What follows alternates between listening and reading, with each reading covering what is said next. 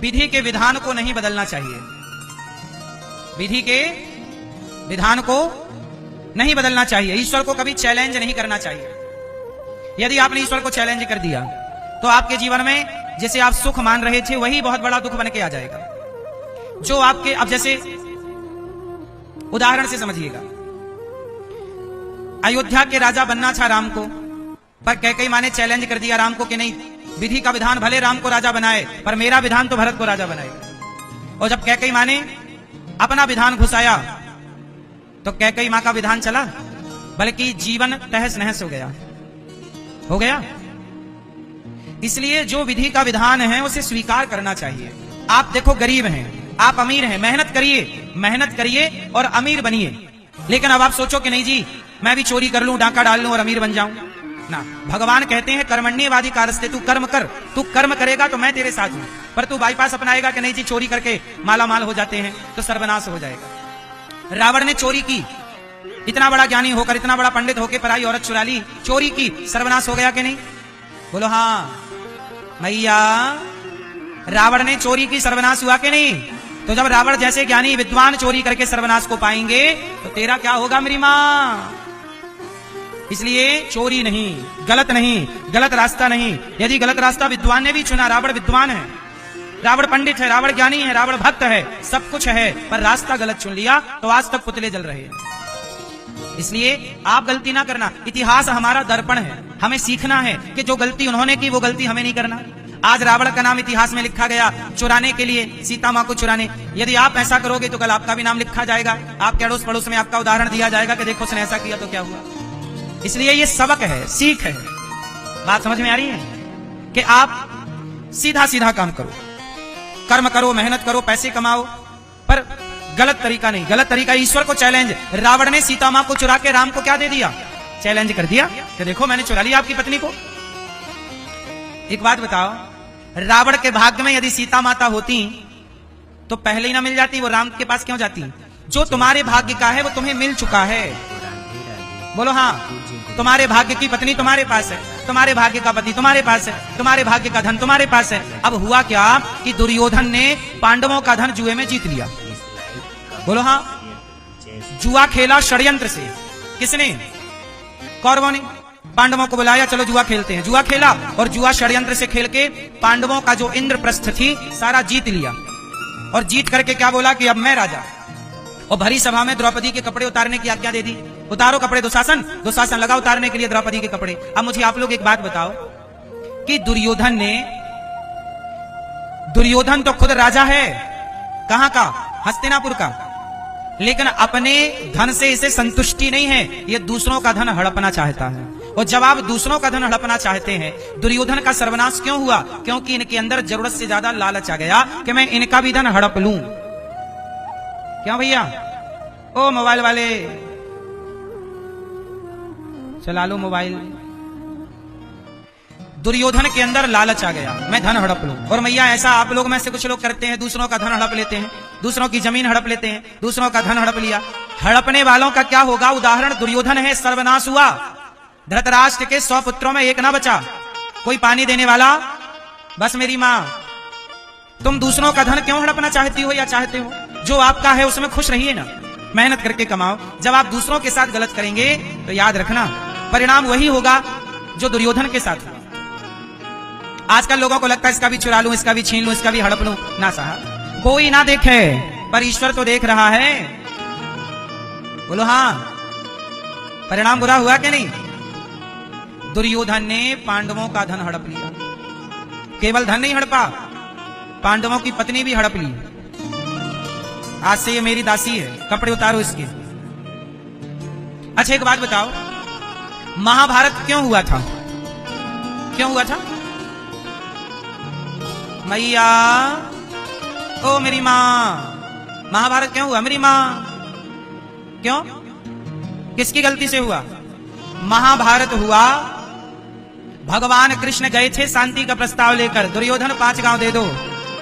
दुर्योधन वह भी दे ना सका, आशीष समाज का ले ना सका, उल्टे हरि को बांधने चला। जो था असाध्य साधने चला। जब नाश मनुज पर छाता है, पहले विवेक मर जाता है। विनाश काले विपरीत बुद्धि, इसी को कहते हैं। दुर्योधन से भगवान ने कितने गांव मांगे? जोर से। यदि 5 गांव दे देता तो क्या महाभारत होता? नहीं होता। इसका मतलब यह है मैया कि दुर्योधन के लालच के कारण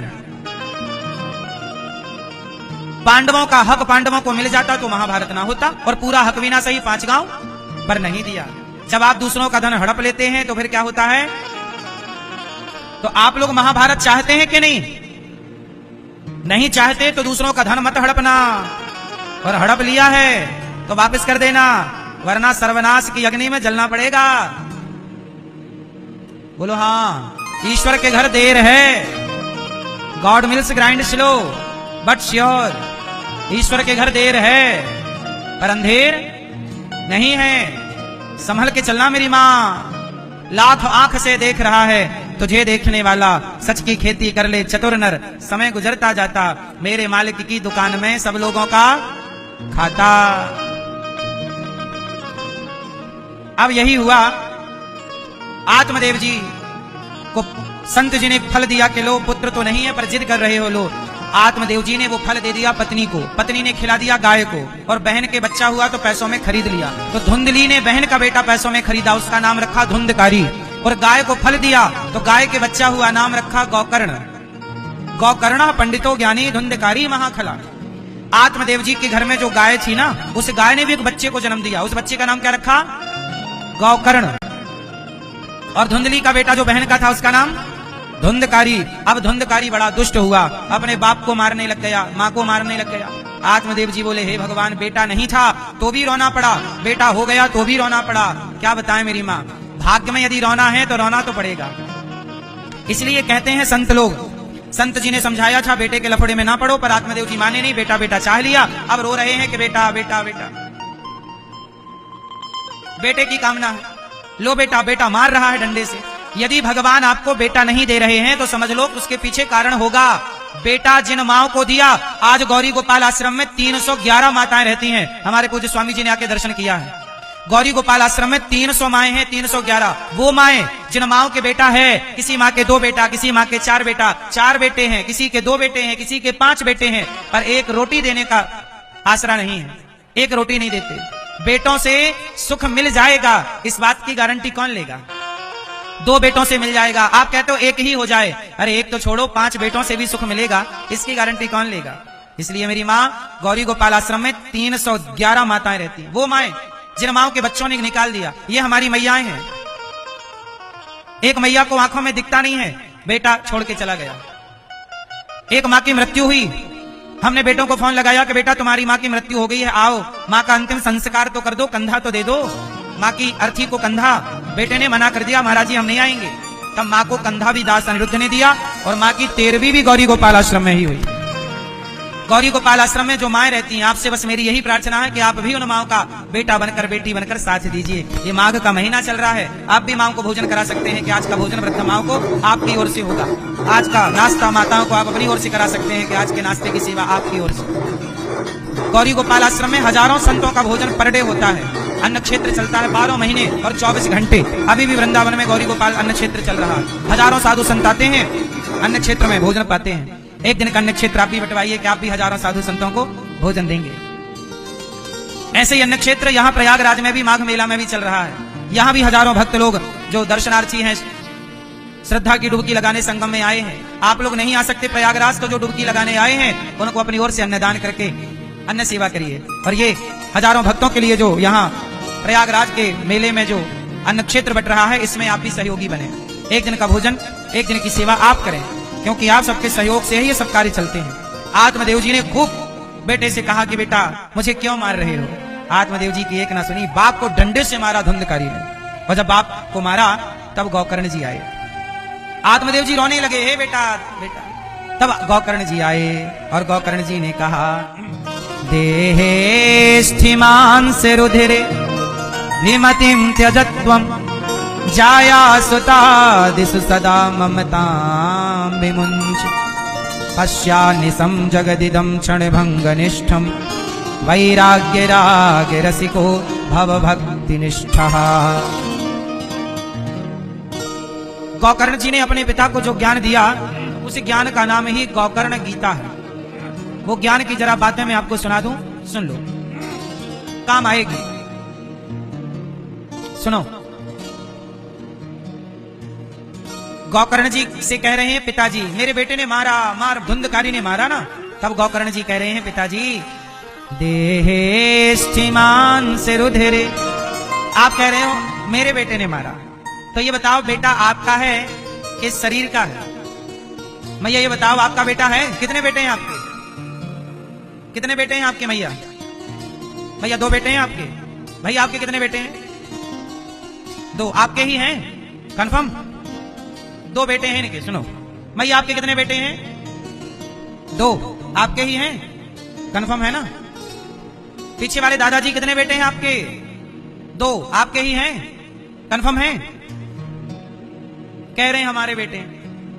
अच्छा मैं एक बात बताओ, आपके बेटों में आंखें बेटे की आपने लगाई होंगी, कान आपने लगाए होंगे मैया, तो आंख कान किसने लगाया आपके बेटे में? जोर से। भगवान ने।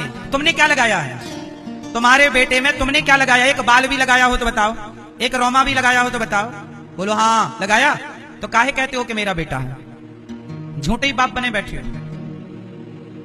सरकार सच्चाई यही है कि संसार का हर बाप झूठा है, सच्चा बाप तो भगवान ही है सबके। वही ना आंख दिए, वही ना पांव दिए, वो ना देते तो आपका बेटा क्या करता?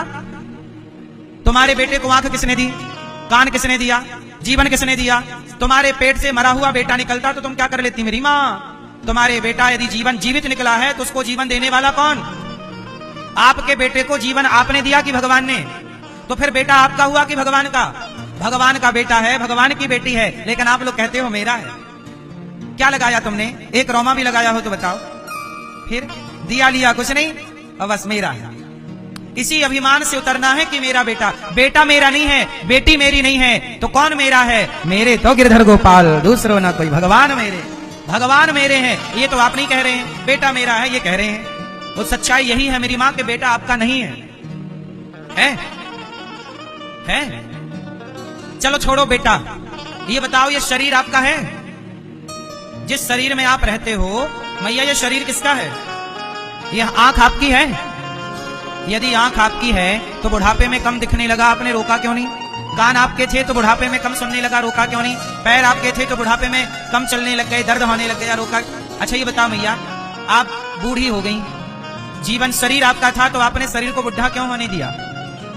इसका मतलब शरीर भी आपका, सच बताओ स्वामी जी, शरीर में आपका हमारा कोई जोर चलता है?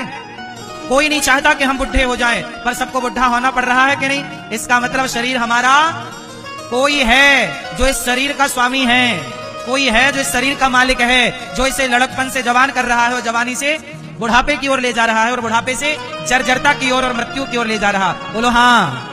आपका शरीर, आपका जीवन भी किसी के अधीन है, इसका मतलब आप नाचने वाले हैं, कोई है जो आपको नचा रहा है। बोलो हाँ।